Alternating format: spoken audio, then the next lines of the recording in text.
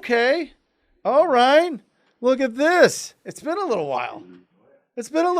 Let's comp this property. All right. So let me pull this up real quick. I love it. Houston is always an interesting market to comp in. Elm Street. He's on the phone. Oh, Ricardo, you there? Yes, I'm here. Hey, how are you, Ricardo? That's even better. How you doing, Brent? I am Nice awesome. So I am looking for 7601 Elm Street. Yes, sir. All right. Houston, Texas, 77023. It's not pulling up for me right now. Is 7601 the right address? Could it be a different number? Yes, 7601 Elm, ELM Street. It's in Houston, Texas. That is crazy. I had to put it in the full address for it to pop up. Okay, tell me about this deal. Give me the. Have you had a conversation with this owner? Yeah, actually, I had a conversation with the owner, and I got it from Driving for Dollars. Me and my wife were driving, and we saw the property, and right away we called the owner. I got a good conversation with him. He really wants to sell the property already. He wants $200,000 cash. Mm-hmm. Just net in his pocket. Yep. But he has an agent. Yes, he does, because So it's listed on the market. Yes, I talked to him. I got him on the contract, but then I think I got him on 220. I think I went too high. Yep. But the only reason there's a lot of potential in the property because it says 1590 square foot, but if you pull it on Bass Driven, it says 2914. I tried to put the county records. Yep. And it's still listed for 1590 the square foot. But it's on the pictures, everything's done downstairs on the bottom floor. Yep. But the upstairs has got it to the stud. Okay. So, well, and also on his listing, when he was listing it, he said it's a potential to get over close to 3,000 square foot. So I went out of that and I did my numbers. I messed up. I think I did my numbers at 2914 square foot. Okay. And it's already on escrow. I already put it on escrow. I see and that. I put a earnest money. That is a So very mustard colored house, isn't it? Yeah. Yeah, it sure is. It's an interesting. Well, first of all, I mean, just overall curb appeal. That's rough. Okay. So, I mean, it's not popping. The other thing is it's on the market. So the problem is it's on the market for 233, which means every potential investor has seen this deal already. Okay. So anytime, if a property is on the market, and it's been on the market for what's showing here 74 days. Okay. And they're reducing the price. It was probably 240 before. Now it's at 233. That's because nobody wants to buy it at that price. You got to be way under. If this were me, I would look at this deal and I would say, okay, they're at 233 on the market.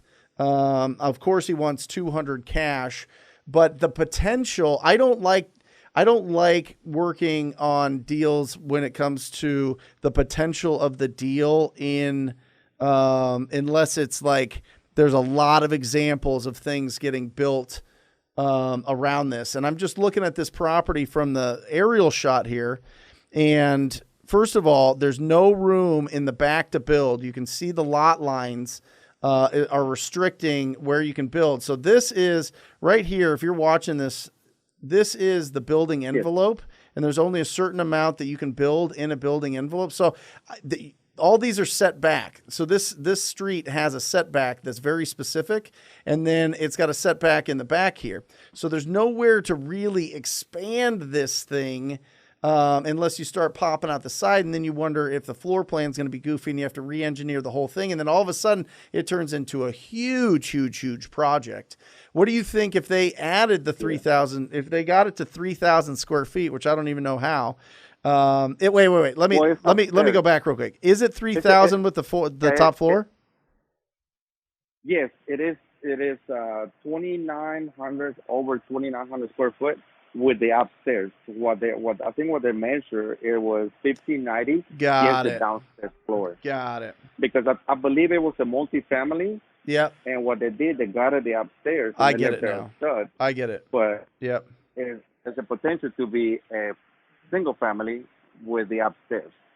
Oh, there we go. Now we're seeing it. Okay. So if this was 3,000, what do you think it sells for? I think I got the comp. There's another property close to it. I think it was almost 500,000. Okay. In the neighborhood? Yes, it's close to there. It's like a couple blocks. A couple blocks. Okay. I'm looking in the neighborhood now, and I am not seeing anything that is sold in the neighborhood. I see one that sold at 273, and that was at the end of last year on 7616 Elm. So what I like doing with PropStream here, and if you guys need this tool, it's ttpdata.com. But what I like doing here is I like looking at the neighborhood and seeing, okay, will this neighborhood hold a property that is that big and get a bunch of value out of it? And I don't see anything that's sold in that price range, which makes me nervous as to, okay, maybe this is the biggest house on the block, which means that it's going to get way less price per square foot. Now, let me open this up to the comps so that we can take a look here. And we're not just looking at the neighbors, but the actual comparables now. And let me see. Let me go back. I'm going to set this thing for since the beginning of the year, just because this is kind of a unique deal. I'm looking at this.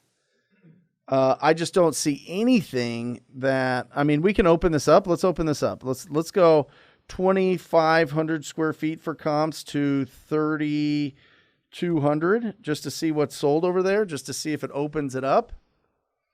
I'm just not seeing anything within a half mile.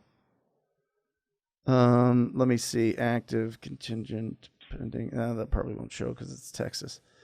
I'm just not seeing a lot that's selling there, brother. Was it a mile out? I'll try to pull the address, see if I can get it, but I forgot the other address.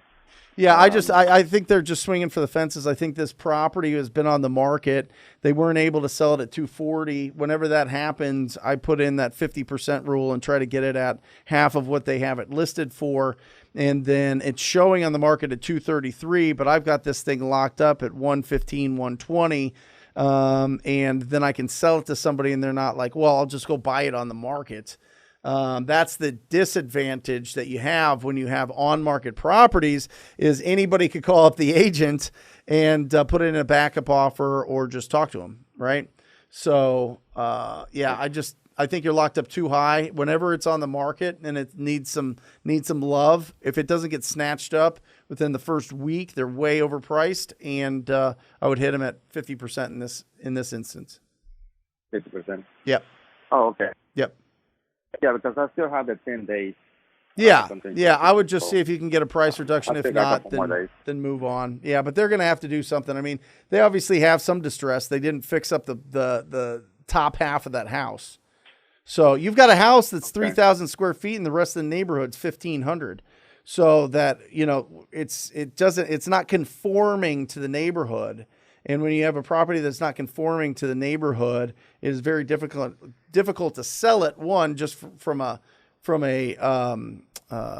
pricing standpoint, but two, how do you ever get out of that property? If somebody does buy that thing for 350, 400,000, once it's looking beautiful and it's not colored mustard, then all the other houses are selling for 250.